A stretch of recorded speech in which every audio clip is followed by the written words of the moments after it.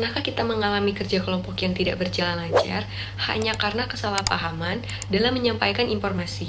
Pada video ini saya akan membahas tentang komunikasi organisasi yang menjadi salah satu faktor penting dalam keberhasilan sebuah kelompok atau organisasi. Dalam kehidupan sehari-hari, manusia tidak pernah terlepas dari organisasi. Organisasi dapat kita temui di berbagai lingkungan seperti lingkungan sekolah, kampus, dan masyarakat, maupun di dunia pekerjaan itu sendiri. Nah, di dalam organisasi tersebut, setiap individu memiliki peranan dan tanggung jawab masing-masing yang harus dijalankan secara bersama-sama untuk mencapai tujuan tertentu, agar seluruh anggota organisasi dapat bekerja dengan baik dan selaras. Diperlukan adanya komunikasi yang efektif. Komunikasi menjadi penghubung antar individu dengan individu lainnya. Tanpa komunikasi yang baik, tujuan organisasi akan sulit tercapai, karena anggota tidak memahami tugas, arahan, maupun harapan yang diberikan. Kurangnya komunikasi yang efektif seringkali menimbulkan berbagai permasalahan seperti konflik, kesalahpahaman antar anggota, hingga menurunnya kinerja organisasi.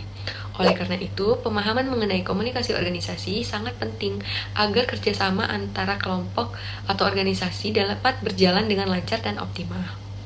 Di sini, pengertian komunikasi organisasi merupakan proses penyampaian pesan dan pertukaran pesan yang terjadi dalam suatu organisasi, baik secara formal maupun informal.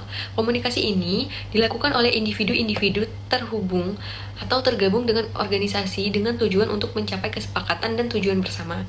Dalam komunikasi organisasi, proses komunikasi tidak hanya berlangsung antara pimpinan dan bawahan, tetapi juga antara anggota yang memiliki kedudukan dan jabatan yang sama. Seluruh anggota organisasi memiliki peranan dalam menciptakan komunikasi yang efektif agar aktivitas organisasi dapat berjalan dengan baik. Jenis-jenis komunikasi di sini ada 3.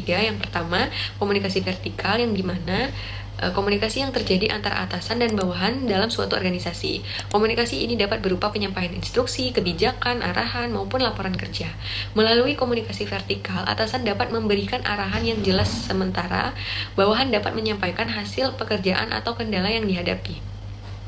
Komunikasi horizontal yaitu komunikasi yang berlangsung antar individu dengan individu lainnya yang memiliki kedudukan atau jabatan yang setara atau sama.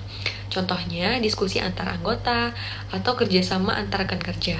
Komunikasi ini sangat penting untuk memperkuat kerja tim, memperlancar koordinasi, serta menciptakan suasana kerja yang harmonis. Nah, yang ketiga, komunikasi diagonal, yaitu komunikasi yang terjadi antar individu yang berbeda pada bagian atau tingkatan jabatan yang berbeda, namun tidak memiliki hubungan sebagai atasan dan bawahan. Jenis komunikasi ini bertujuan untuk mempercepat penyampaian informasi dan meningkatkan efisiensi kerja dalam organisasi. Nah, fungsi komunikasi organisasi ini memiliki beberapa fungsi penting. Yang pertama, sebagai sarana untuk menyampaikan informasi agar seluruh anggota mengetahui tujuan, aturan, dan tugas yang harus dijalankan. Yang kedua, komunikasi berfungsi sebagai alat koordinasi sehingga setiap anggota dapat bekerja secara terarah dan saling mendukung.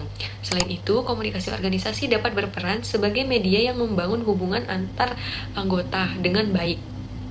Dengan komunikasi yang terbuka dan efektif, organisasi dapat menciptakan suasana kerja yang nyaman, saling menghargai, dan penuh kerjasama. Nah, contoh kasusnya di sini dalam sebuah kelompok tugas kuliah sering terjadi ketidakseimbangan dalam pembagian kerja, seperti kurangnya komunikasi yang jelas antara kelompok. Ada anggota kelompok yang merasa terbebani, sementara yang lainnya kurang memahami. Namun, apabila komunikasi dilakukan dengan baik, misalnya dengan menjelaskan pembagian tugas secara jelas dan terbuka sejak awal, maka setiap anggota dapat memahami tugasnya dan tanggung jawabnya mereka masing-masing. Nah, demikian pekerjaan kelompok dapat diselesaikan dengan efektif dan tepat waktu. Berdasarkan pembahasan tersebut, dapat disimpulkan bahwa komunikasi organisasi memiliki peranan penting yang sangat menunjang keberhasilan suatu organisasi.